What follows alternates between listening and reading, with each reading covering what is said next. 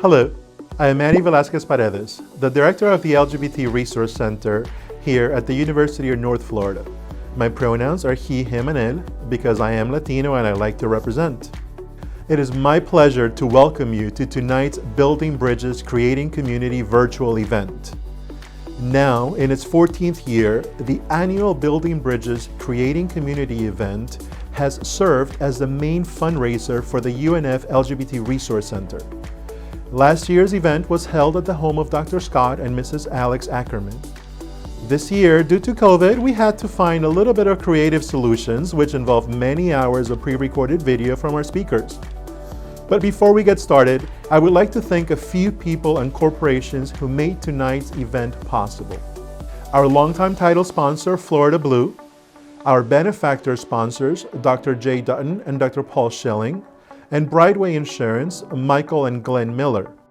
Our supporter sponsors, ViStar Credit Union, Dubois Family Foundation, Randy Kamer and Jeff Wallett's Charitable Fund, Michael Myers and Chad LEBENZ, our ally sponsors, Drs. Ann and Robert LUFRANO, Dr. Tom SERWATKA, Dr. Jeff Chamberlain, and the organization Jasmine.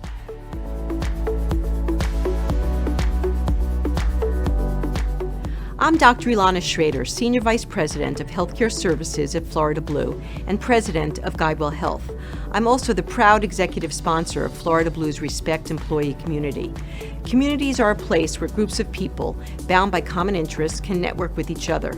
The Respect Community's mission is to create an inclusive environment and market to better serve our LGBTQ employees and customers, by creating the safe, queer spaces that LGBTQ people need to thrive. UNF's LGBTQ Center provides its students with important resources and, even more importantly, camaraderie in an academic and scholarly setting that is healthy for our young people and well-respected in the broader community. My name's Brian Wolfberg, President and CEO of ViStar Credit Union. And my coming out story was I had brought a friend home from college one weekend, and it was unspoken, but at some point during the weekend my mother turned to me and said, "We'll talk about this more later," and I knew exactly what she meant. Thankfully I had a loving and accepting family, and over time everything worked out for the best. As I think about that and I look back at my younger self, I would encourage individuals to be confident in who they are. Be comfortable in your own skin. You're a great person, and if you're confident with who you are and you're comfortable, others will be with you too. The LGBTQ+ Center at UNF is extremely important because every individual on campus and in our community matters, and everyone needs to have a place where they feel safe and where they can learn to be themselves and feel comfortable as they come out into the world. I would like to ask you to join this list of trailblazers tonight by donating to our event. You can see the link in our video's description and chat. You can open your QR reader in your phone. You can simply point your cell phone camera to the QR code on your screen and scan it.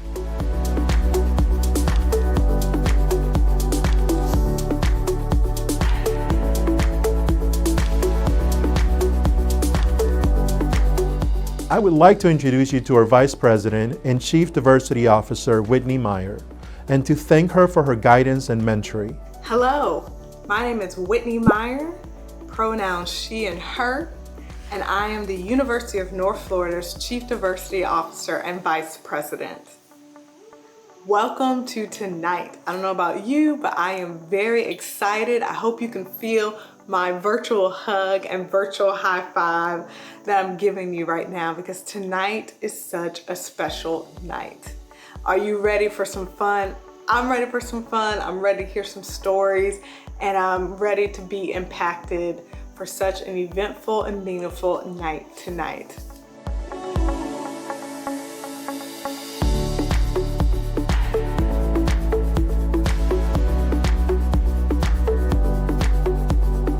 And of course, I am forever grateful to work with the most amazing team. Dwan Love Dinkins, our program coordinator, and Hayden Bayer, our program assistant and mental health counselor, along with our student assistants, Aaliyah, Jake, Phaedra, and Xavier. All of you make me want to be a better leader. I am so thrilled to be a member of the UNF community, a place where I can be my true self, a place where I can put my husband's picture on my desk and not be afraid to lose my job. An environment that understands, a place where we can thrive because of its rich, diverse community, led by President David and First Lady Maria Szymanski. Hi everybody, I'm David Szymanski. I'm the president of UNF. Welcome to Building Bridges, Creating Community. This is our 14th event, which means it's really a milestone. It's something that's integral to our campus, to our community, to our university in terms of who we are. I want to welcome Manny Velasquez, our new center director, who's doing a phenomenal job bringing diversity, inclusion, and bringing community to UNF. He's not only building bridges within UNF and bringing people together and creating a resource center, but he's also building bridges to the community and bringing people together. It's an important part of who we are. It's an important part of our identity. Diversity and inclusion is at the essence of UNF. Our LGBT community is important to us. It's important to who we are and what we're all about. We want to welcome all our students, make them feel inclusive, make them feel part of our community, which they are. Through your help, through your support, we can do phenomenal things. With Manny's leadership, I know it's going to be phenomenal. So I want to introduce you to my wife. This is the First Lady of UNF. My wife, Maria Szymanski. I'm so happy to be here among you. Thank you for the wonderful invitation. You know, this center is such an important place. It's an important place on campus. Many students are going to need this center, plus its resources. So we're very, very excited, and we're glad that you're going to be in this wonderful place. And Manny has a surprise for you. So you just be patient, you'll hear it soon. But thank you for attending. Thank you for your continued support. It's important to who we are as an institution, and it's important to our growth. So thank you, everybody. What's in a name? Well, more on that later, but the concept of building bridges is what allows any community to thrive and succeed, which is why it is such a fitting name for tonight's event, the Building Bridges, Creating Community. This event allows us to be able to provide education resources to students, faculty, staff, and the entire Jacksonville community, as well as helping to create a safe space and provide scholarships to our students. In my humble opinion, education is the key to just about everything. Through education, we can stop discrimination, harassment, and bullying of LGBTQ youth.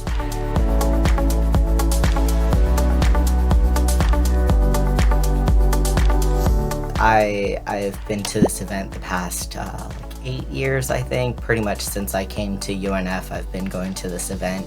And it's just been a wonderful place to network, to meet some of the best and brightest of the LGBT individuals in the Jacksonville community. I've met quite a few friends there. I actually was able to speak at one of them and tell my story and share how the LGBT Resource Center has changed my life for the better. And I'm excited every year to see all of these LGBT young students come and speak about their experiences with the LGBT Resource Center and really how the LGBT Resource Center just adds to their college experience. Being a part of the Building Bridges, Creating Community event is important to me because fundraising efforts are what makes our ability to grow possible. Every dollar, like every individual, matters.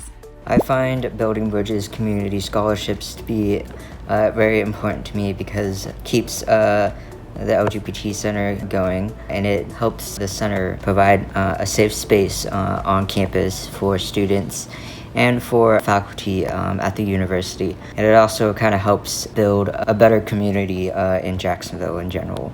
Being part of the Building Bridges, Creating Community virtual fundraiser is important to the scholarships and programming provided by the LGBTQ Resource Center. Being a part of BBCC is super important. Why? Because just like CAS, what we refer to our program as, it supports our students, not just financially, but also through leadership development. This is super important.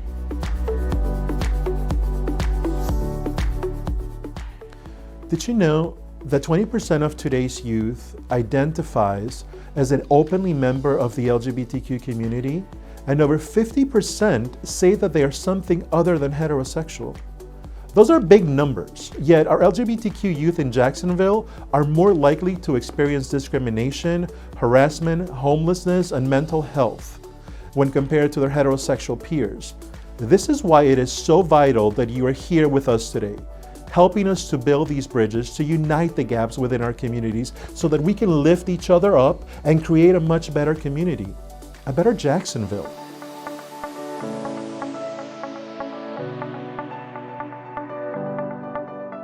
Working on equality in Jacksonville is so important. It's essential because Jacksonville is such an under-resourced area and we don't have a lot of LGBTQ options.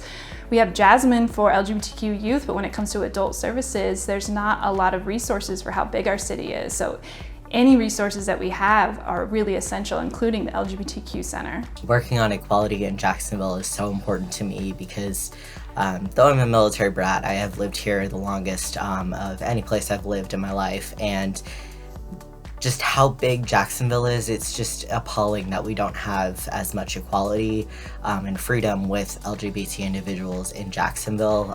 So working to keep that equality that we've already gotten and pushing forward for more equality for our trans, non-binary siblings and all of them, as well as the run-of-the-mill lesbian and gay rights that everyone seems to be working for. Individuals who identify as part of the LGBTQ+ community deserve equity and equality just like every other person. Surveys in North Florida consistently report very high levels of daily discrimination, targeting, and harassment, in addition to issues with housing, healthcare, and employment.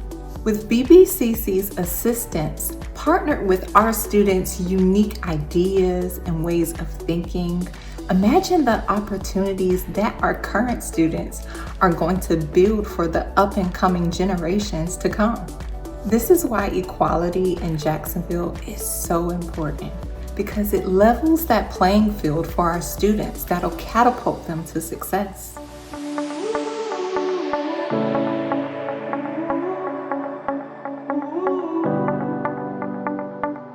So how do we continue to build bridges, especially here in Jacksonville, especially here at UNF? To me, we continue the work. We continue the work of exploring ourselves. There's so much more to us as we grow older. Every year that we celebrate and blow out a birthday candle, we learn more about ourselves. So if we have more to learn about ourselves, we have more to learn about each other. And so for me, it's all about relationships, reaching out to new people, reaching out to new community groups and saying, wow, I want to meet someone new. And let me look through the world with their lens today, instead of just always through mine. So to me, it starts with relationships and learning that in life, you're gonna be a little uncomfortable sometimes. And that's a good thing. It means you're growing, it means you're stretching. We can continue to build bridges and improve and create a better community through community partnerships. We have great relationships with some of the community partners, such as Canned Community Health with Jasmine. We have a lot of contacts at employee resource groups, mostly of healthcare fields, which is super important. I think the LGBTQ community needs to feel safe in healthcare, and I think having those employee resource groups is definitely a step in the right direction to getting that competent and affirming care for our LGBT students.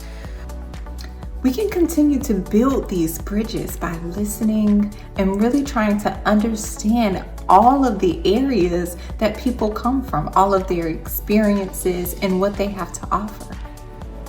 In terms of building bridges and improving our community in Jacksonville, I think that understanding is important and open-mindedness is important in terms of getting the community to work together.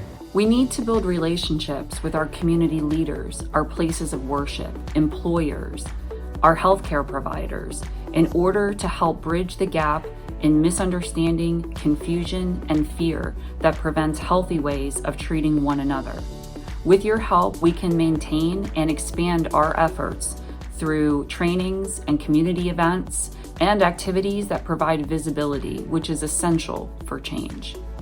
There are many ways that we can continue to build bridges. I think as LGBTQ people and as allies, we can stand up for people in our own workplace and not just partner with LGBTQ organizations, even if it's just, banking or the grocery store. Anything you can do to make Jacksonville a safer place for us is building a bridge. I am so proud to say that UNF is consistently ranked among the top LGBTQ-friendly colleges and universities in the US. As a matter of fact, at this very moment, UNF ranks as number 8 in the South and number 1 in the state of Florida of the Pride Index rankings of colleges and universities by Campus Pride.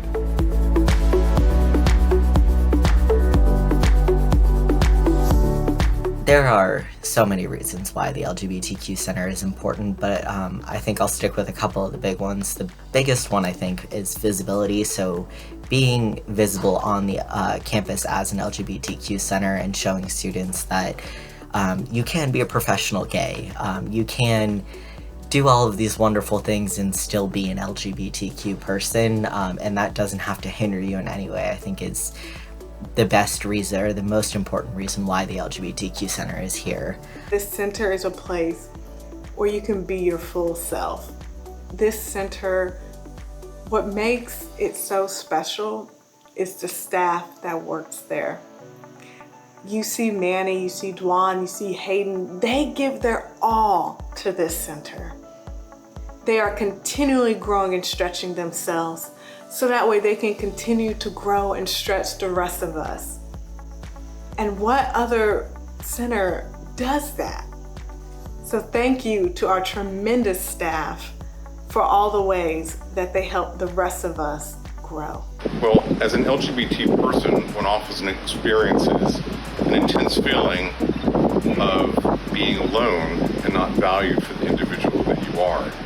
The LGBT Center provides nurturing experience and indeed does save lives. The LGBTQ Center is important to have because for so many reasons. As someone who studies public health, LGBTQ health disparities are significant, and any way that we can support LGBTQ students to make them feel valid and heard helps with mental health, it helps with getting through school, and all of these things that are so important on representation. So it's essential that we have a place that we can talk to people and feel supported so that we can be successful at UNF and just in our futures. It's important because it provides resources, support, and a physical place to call home for people who identify as LGBTQIA+. And I love that UNF is known for being a welcoming university for LGBTQIA+ students, faculty, and staff. It provides a safe space at the university because whenever I hear a center that is very specific towards a community that I identify with, just hearing it makes me feel safe on campus and makes me feel that the university does care about inclusiveness and diversity. The LGBTQ Center is vital in being able to offer support to address everyday issues with school, work, family, relationships, and life cycle challenges, including health and mental health issues. With your support, we will be able to continue and expand our work to create safe spaces for all people who want acceptance and understanding.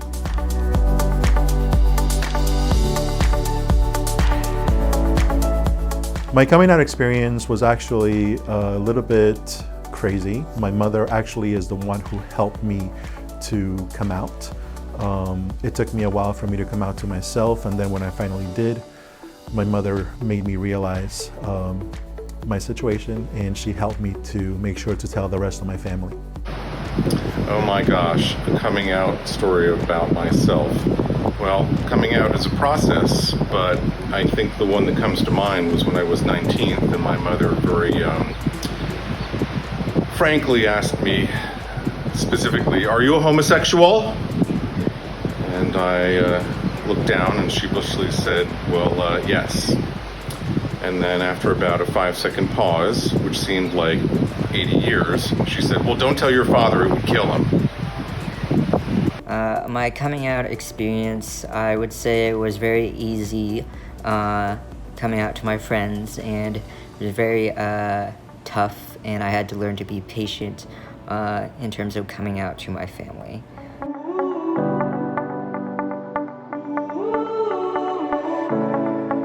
I would tell my younger self that your feelings are valid. A lot of other people are going to try to tell you who you are, and you're going to try to maybe think that they're right, or society's going to tell you who you are, but you know who you are, and that person is valid and real.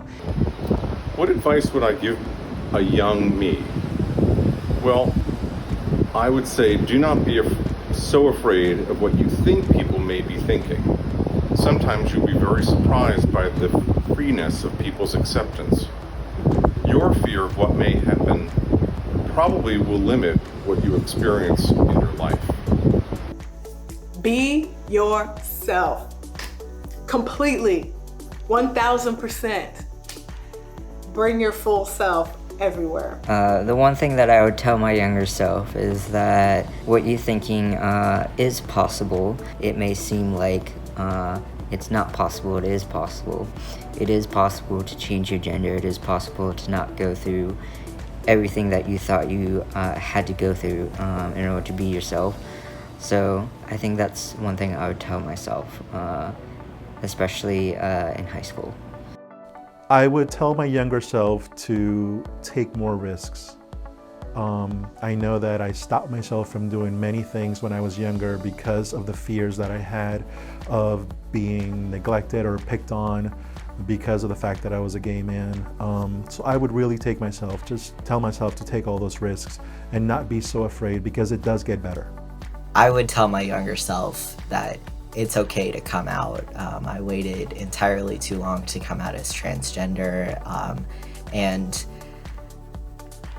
I definitely feel I could have come out earlier, and I would have been totally accepted and would have been further along in my journey.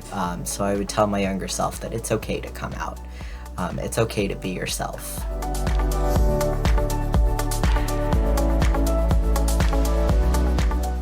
Good afternoon, everyone, and thank you for taking the time out of your busy day to support our LGBTQ community.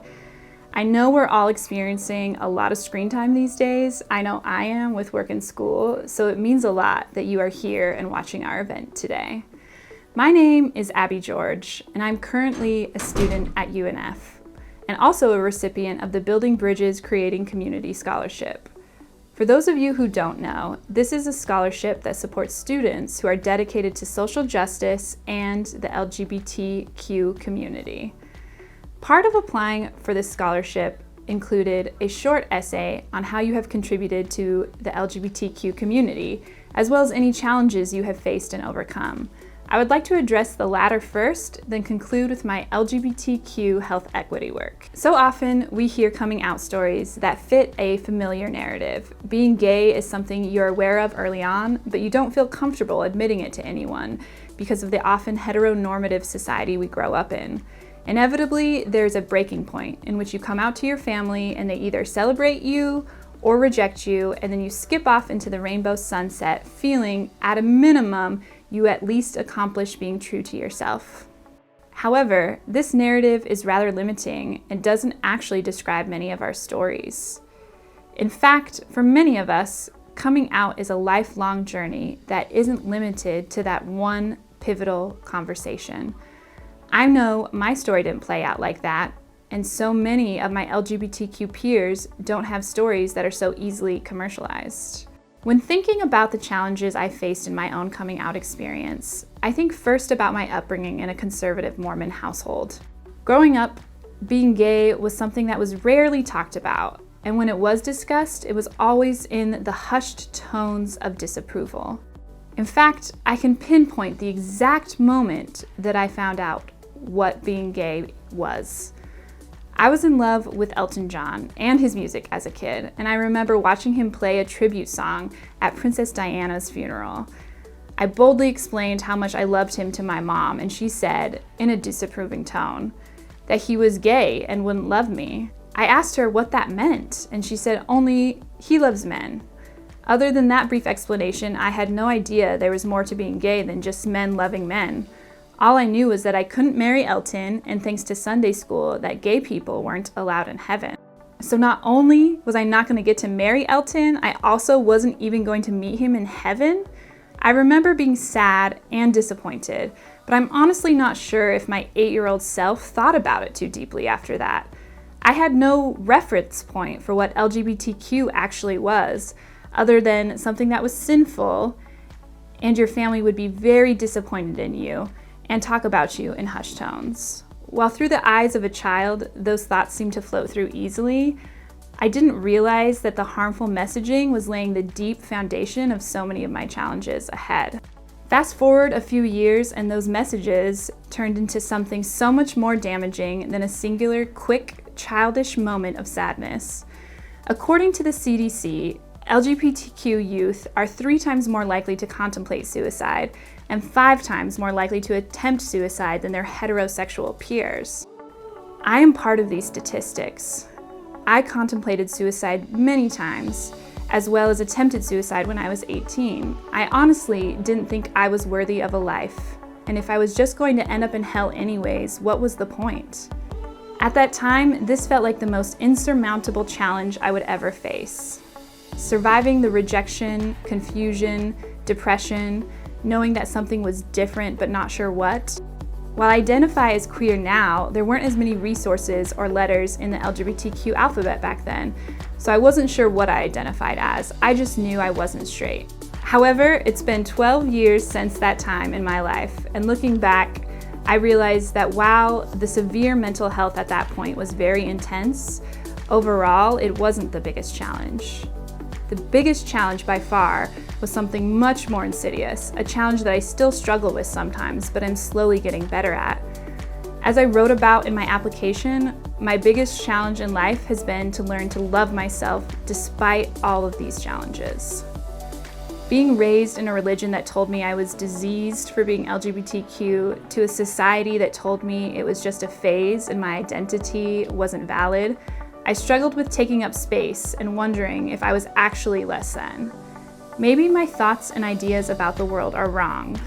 Maybe I could try to be straight. Maybe it was worth suppressing that part of myself so my family would approve of me. I wouldn't have to worry about discrimination. I wouldn't have so much inner conflict. However, I have learned that the sacrifice of living a lie is more harmful than managing people's perceptions of you. I have learned to calm those inner thoughts, celebrate who I am, and not take other people's hate and feelings on about me. Thankfully, as a society, the arc of equality has been bending towards celebrating LGBTQ people. However, we still have a ways to go. In so many ways, I'm lucky. I have supportive friends, access to mental health resources, and fewer barriers than many of my queer peers. Being pansexual, I can sometimes pass as straight, which can lead to anxiety about erasure, but is also a privilege that not all LGBTQ people have. I'm also white and cisgender, both identities our society prioritizes. There are so many ways I'm able to navigate this world that many people are restricted from. This leads me to the second part of my scholarship, advocating for a more equitable world for all LGBTQ people. Some of you might be familiar with Jasmine, a local youth nonprofit where I've worked for 3 years as an HIV care coordinator. My days vary immensely at Jasmine, from HIV testing to chaperoning prom to facilitating support groups for LGBTQ youth living with HIV. Every day is a reminder of how I want to continue fighting for a world where we are all told we have value. I also plan to do this by obtaining my Master's in Public Health degree at UNF, which I'm currently attending evening classes for. While there have been many strides in LGBTQ health rights, there are still very real barriers out there for some of us, even in Jacksonville. I have seen doctors refuse to treat trans patients, young people restricted from necessary sexual education that teaches them about their bodies and transmission facts about HIV. Unfortunately, there are still those out there that are trying to tell us we are less than, that we don't have value. This is why we need places like the LGBTQ Resource Center, Somewhere I know when I'm having a hard day, I can go and feel seen and validated in my identity. This is also why we need public health professionals that can influence policy, speak up for the LGBTQ community, and create a future where health outcomes aren't determined by your race, sexual orientation, or gender identity. I plan to do this, and I hope that you all will continue to support a future that embraces equity within all of our communities. Thank you for your support in supporting the future of the UNF LGBTQ Center and providing countless opportunities for LGBTQ students like me.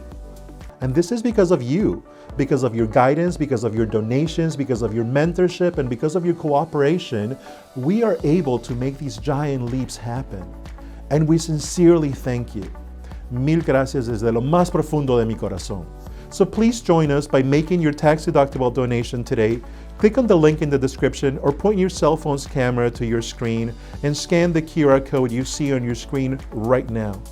Your donations will help us to build those bridges and decrease those gaps and create a more equitable and inclusive space for all. In addition, I want to give a special shout out to our Marketing and Communications department who made this video possible by helping us to record videos, to editing, and so much more. Lastly, I want to say a special thank you to my family, my husband and my children, for allowing me to take on this journey, to move from New York all the way down to Florida, to be able to join the UNF family and to join you, the Jacksonville community. Again, thank you for watching tonight's event. And now, it's time to share a big surprise. We've been hinting about it throughout this video, and finally, I think I can share with you the big news. We have a brand new name. We're now going to be known as the LGBTQ Center. We've added the Q to be more inclusive. We've made the name a little shorter, more accessible for everybody. We welcome you with open arms. And here's our new logo.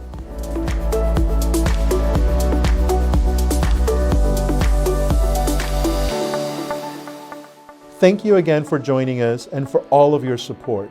See you next year as we hopefully celebrate in person our 15th year, or as I'm calling it, our quinceañera.